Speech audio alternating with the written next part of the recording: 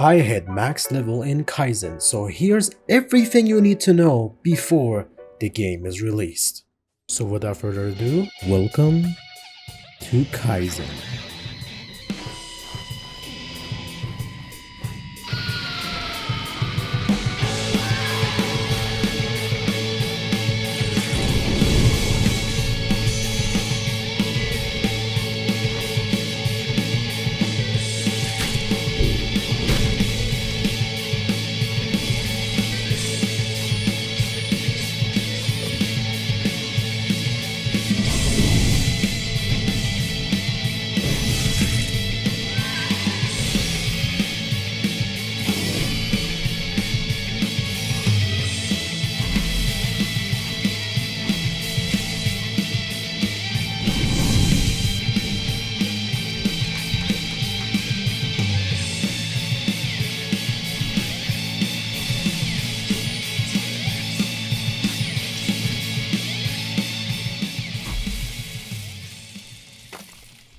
As you know, Kaizen is based off of Jujutsu Kaisen, so let's see what this game has to offer.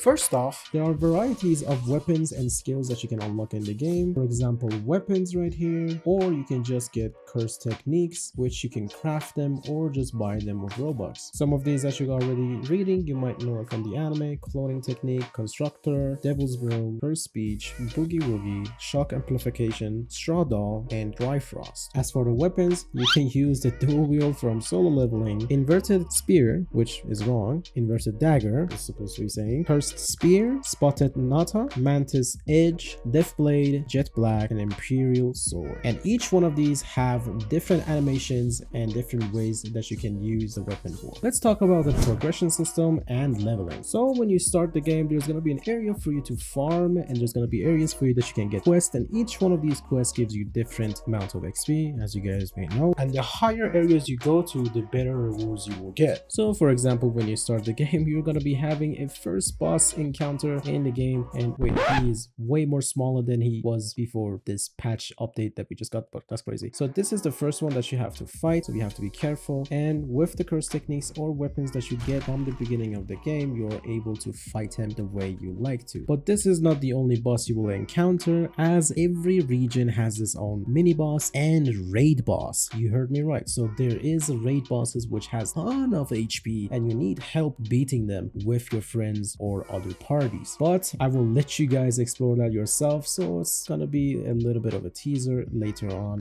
when we play it more and I can make more videos about it. There's also secret places where they open like a dungeon area, which you can enter if the time is right. But if the time is not right, you guys might not even encounter this such area. Just like that.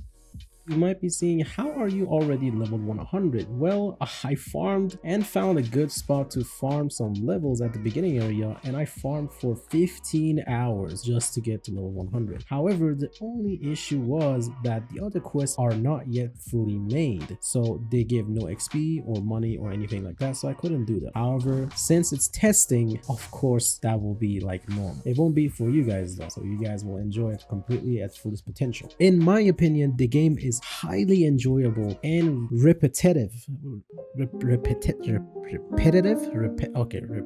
In my opinion, the game is highly enjoyable if you want to get in with your friends, and is highly repetitive. The quests are very rewarding, and the grind is actually real, and the quality of everything looks amazing. I'm not a person who glazes. If the game looks good, I say it looks good. If you see my last video, you will see that I actually didn't like the last game I played. I talked about what potentials they can have if they fix and remove things inside the game. All abilities inside the game are very niche and require something very specific. For example, the style I'm using currently is a very good support for your friend to be able to DPS, since I can seal them like this for them to not do anything at all. You can use fast pace, you can use long range, you can use close combat. The choice is yours. Now, a lot of people have played bandit beater games players and they will say this game is like a Bantu beater game, which kind of makes sense, but they don't like to call it a Bantu beater game because they have raids and stuff like that too, which is kind of difficult. That this is actually not that difficult. I'm just using this for footage to talk over it, but yeah. But this game is actually skill based instead of being a button mashy type of game, which you need to improvise for the skills that you get for your characters, and you have to be careful for the stuff you need to do. There is parry system inside the game which you need to do and learn how to do, learn how to dodge. If not, you will be cooked by the boss. The reason you see me not taking much damage is because I am highly over leveled for this boss. There are also crafting materials that you can find all over the world, or just by killing NPCs for you to craft your weapons, or just buy them. The combo system is actually quite fun to use. If you learn how to do combos, you can try to infinite combo someone if you can, if you time everything correctly, or you can just, you know, like go all at it and just use nuke abilities, or just stun him infinite times. It's just up to you how you want to do this playstyle. It's super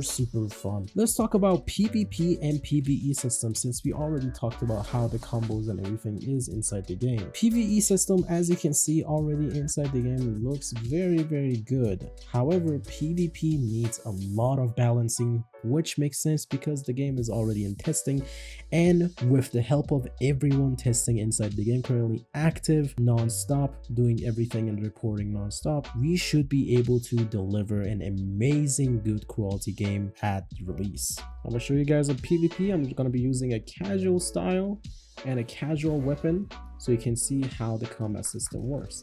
For example, right now I'm using a boogie woogie and I'm gonna be infinite stunning him if I can. Oh, he dodged it. Very nice.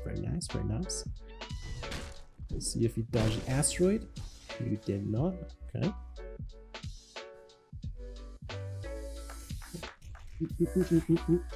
And GG.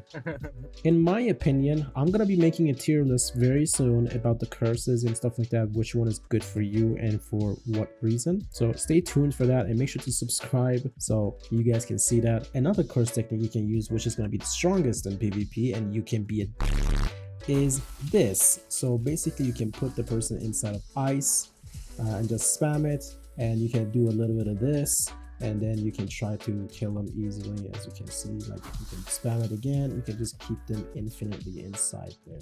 Why can't I hit you? I'm not there. Because I'm not there. What do you mean you're not there? I'm here. Oh, what the laggy ass motherfucker. By the way, when the game comes out, that's not how it's gonna be. There is no freaking way I'm gonna let them slide with that. There's no way I'm letting them have that type of thing inside the game. The other subject that everyone is very sensitive about, for example, free-to-play players against pay-to-win players. Is this game a pay-to-win game?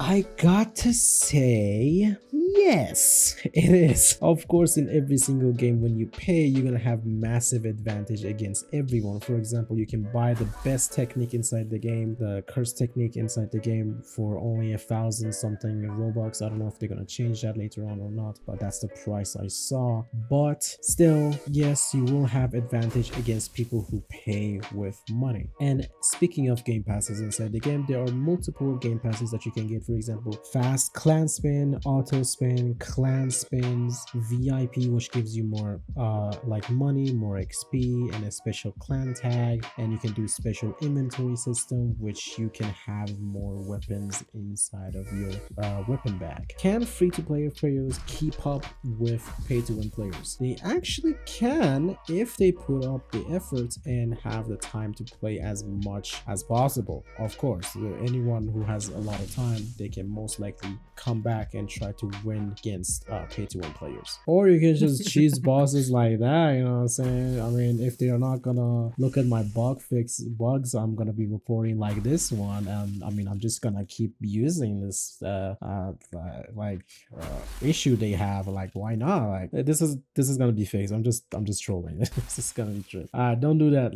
I don't want people to see that. So, final verdict: is the game worth it for you to play or not? Yes. Yes, heavily yes. I'm gonna be rating this game like 1 out of 10. I'm gonna be giving it a solid 8, and that's rare for me to give it like a high rating based off of being in like an RPG game, story based, and like a lot of content for you to do and stuff like that, a lot of things to play and stuff like that. Yes, it is amazing. It has lots of content and more to come. As they said, they are basically streaming what they're patching, what they're like adding and stuff like that. So I cannot talk about it, of course, but I can tell you guys it is bringing so much stuff currently. We have clans that you guys will already know that the clans is gonna be so many clans, so many clans right there. You guys can try to get those, and they will have special abilities themselves. It's just a lot. Another thing they added inside of a spin system, which it's very unique and cool, is so basically if you guys get something cool, for example, I have Toto right now, so it's a legendary Toto.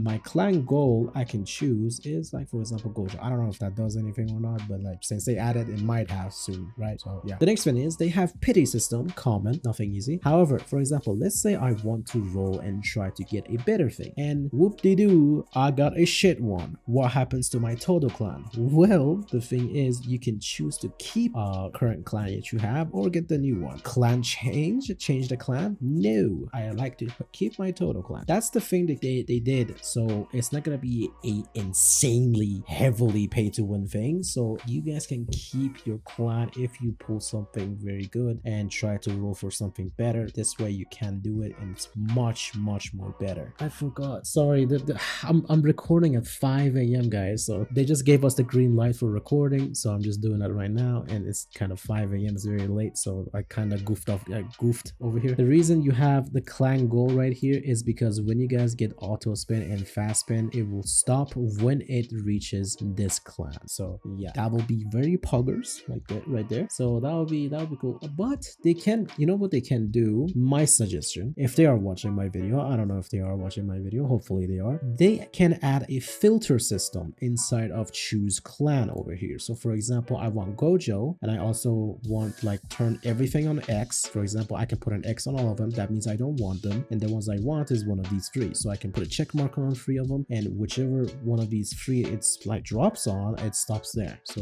you know what I'm saying? Instead of just being Gojo, I can just add all the mythical ones. By the way guys, these prices are not final, just so you know. These prices will change. These are just tester, just so you know. These are not real things. Yeah, I will be making more videos very soon. I'll talk to you guys in the next one. See ya.